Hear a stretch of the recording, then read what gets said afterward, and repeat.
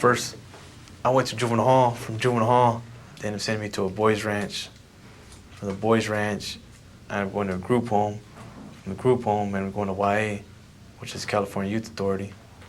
The YA has become little more than a place where gangs teach kids to believe in what they call their cause. YA is just it's a schooling ground. There's certain things you have to go through in YA that are gonna pretty much make you more of a man, that type of trip, you know?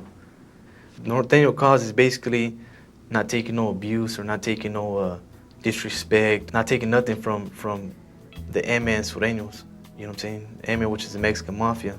I said stop, oh yeah, what's that sound? Everybody watching what's going down.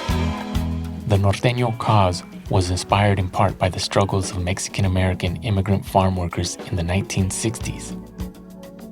Cesar Chavez was really active at the time when I was growing up, and I remember that really, really clear because that was the happening at the time. I remember Cesar Chavez fighting for the injustices that were being done to the farm worker, and it just caught my interest, you know, that someone would stand up for the campesino.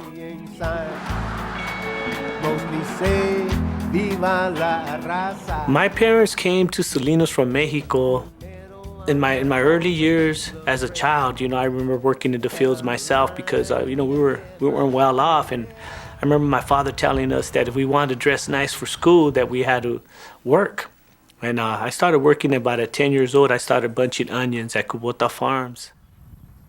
At that time, the gangs were not yet a problem in rural areas like Salinas.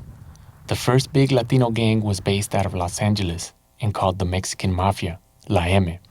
It soon became a major force within the California prison system. Rural Latinos who got in trouble were considered outsiders by the M, and to protect themselves, they unified. I remember when we went to prison, we were looked at as farm boys, like we were just ignorant farm workers, and we were ready to prove to anybody, hey, you know what? We're not about ignorant, and we're not just farm workers. This is what we can do.